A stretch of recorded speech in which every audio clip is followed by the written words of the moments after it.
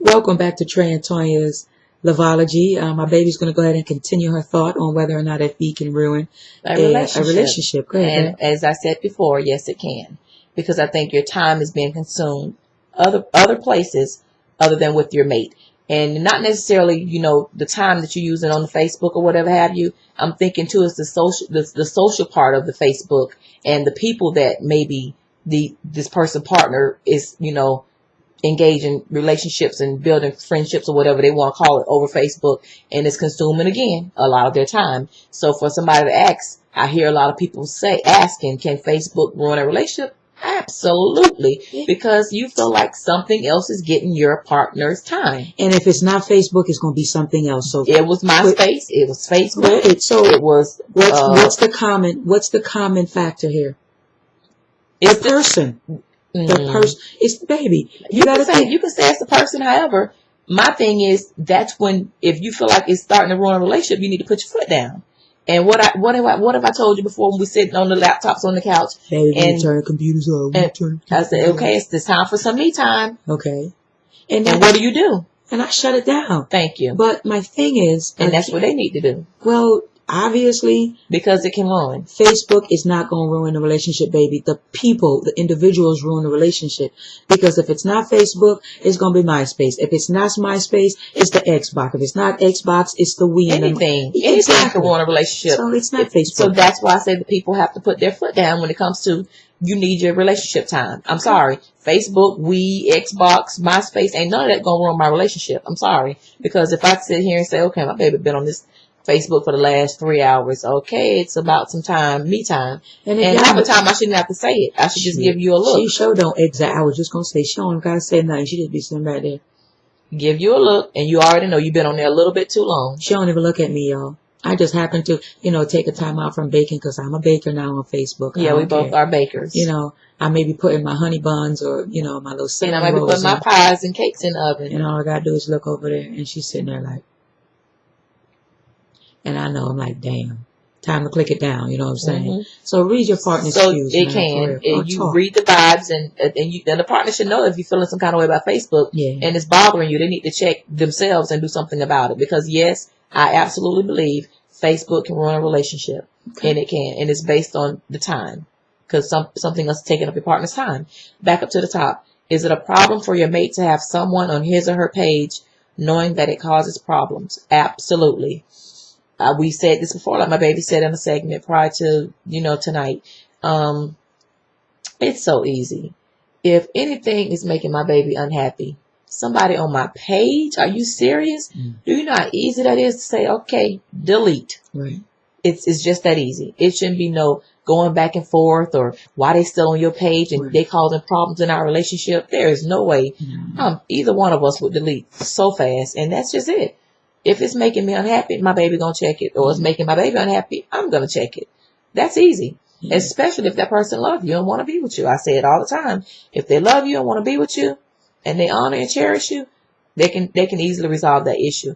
But if they just feel like, child, whatever, he or she here, they'll be all right. Then they playing games. Right. And also, they don't have time for games. Whomever sent in this question, they wanted to remain anonymous. You need to make sure that you are voicing how you feel and not just catching an attitude or, assuming that your partner knows. Both of these questions, you need to talk about it. Because we always say, don't do it when you're in the heat of the moment. Right. Do it when you guys are cool, calm, and collected, and you just sit down, maybe having dinner or having drinks, and just talk about it with a nice tone. And I'm sure it'll come across better than yelling, screaming, why are you still on their Facebook, or why they still on your Facebook?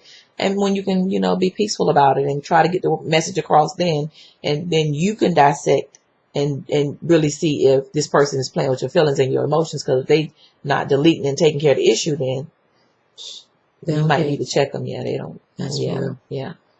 Okay. We're going to go ahead and move on to the next question. It says, hey, Trey&Tonya, I need some advice. My lady has a new stud child that she has taken under her wing, but I have a gut feeling that there is some attraction there, but I don't know on whose part, and I don't know for sure, but I just have this feeling. What am I to do? I've been in this situation before. And it was years ago. And if you have that gut feeling, 9 times out of 10, your gut is not lying. So if you feel that you have a new stud child that your lady has taken under her wing, but you have that gut feeling there's some type of attraction there, but you don't know on whose part, it really doesn't matter whose part it is. You have that feeling. So one of them have an attraction. Yeah. One or both. So follow your gut. Because like I said, I've been in that situation. And, me being the mother of a family, I've had young male studs to come into the family. And at first, me not knowing that there was an attraction there, truth be told, other people had to make me aware of the attraction that the stud was having on me because I paid it really no attention. I'm looking at it as just a stud, my child, and they're young and they just happy to have me as their mother when in all actuality, no, they looking at me in another light. They wanted to do the pokey poke. So, yeah. Check that. Your gut is not lying. They wanted you to be the mother cupboard. I'm not even going to go there, but it was some issues, I will tell you that. So, yeah, follow your gut. And you need to go ahead and have that conversation with your lady if you haven't. Right. Because you're feeling that way. And it may probably be best that stud child may have to step back from being a part of the family if you're feeling that way, because that feeling is not going to go away. Right. That's it's true. not. And it's uncomfortable. So if it's an uncomfortable feeling, then it's going to cause a problem, which it already has. You don't even know it yet. It has already caused one. When you post this question to us and you need the advice, it's already a problem. There's a problem. Yep. Yeah. And I promise you, every single time that stud child comes around, your gut is telling you something. Right. That's true. Yeah. We tend to ignore our guts a lot. Mm-hmm. We do. Because you don't want to hear what you're feeling, which is something that's not good. That's true. Yeah. But we listen when we're hungry, so why not listen when we're having feelings? No, you're right about that. That's true. That's true. So follow your gut, talk to your lady, and you may have to remove that stuff from your family. And that's not for the sake of your relationship. That's for your lady to handle. But if they're both in the family together, they would have to sit down together and do that. But they're in the family together, but it doesn't seem as if it doesn't look like this stud is involved. Like the person who sent in the question, they're not involved with this child. The lady has taken this person under her wing. So what she needs to do, you okay, babe? Yes. You sure? Yes. Because we'll take a commercial. No, I'm great. You see how I always say commercial, like Coke commercial or something? We don't have any sponsors like that yet. Not yet. So call it a break, not a commercial. All right, I'll say a break. Okay. But it seems as though this young lady in the relationship has taken this stud under her wing. So she needs to be able to sit down with this person in front of the partner and say, this is not going to work out. And this is why. And this is why. And hopefully this new child can respect that. And whether they do or not, you need to do what's best for your relationship. Yeah. Cut and dry. But to the person who sent in the question, do not ignore your gut feeling. You need to address it. Right. Address it. Take it seriously. We wouldn't have those feelings if it wasn't real. Yep. That's the truth. Okay, let's see. Oh, Lord, touch me not. Is this a statement? It's a question. Oh, boy. I think, and a statement. Okay. Go ahead, baby. It says, I had to put there in there. It's about touch me nots from the last episode. Okay. It says, maybe the strifle is a better term. When a stud straps up and gives off the touch me not vibe, it makes me think of being in a heterosexual relationship. But even in those oral sex is given. What makes a stud a touch me not? That's their question. Mm-hmm. Sometimes we want to be the pleaser. Please advise, and I thank you. Okay. All right, let me go on my... What makes a stud a touch me not? As I've stated in our last episode, Trey used to be a touch me not. And when I say a touch me not, you couldn't touch nothing. Okay? And it just was because it did nothing for me. I was uncomfortable. It made me... feel girly. It did. It made me feel girly and all and mushy. And I didn't want to have to deal with those feelings. I wanted to feel like how I do now, a stud. The thing is, something in my past made me uncomfortable as far as the physical interaction. Okay? And maybe if I write a book, you guys will find out. But that is something that I'm not ready to share Yeah. Only my baby, you know. So there, I had something in my history that made me feel that way. I can't say that's the same for every stud.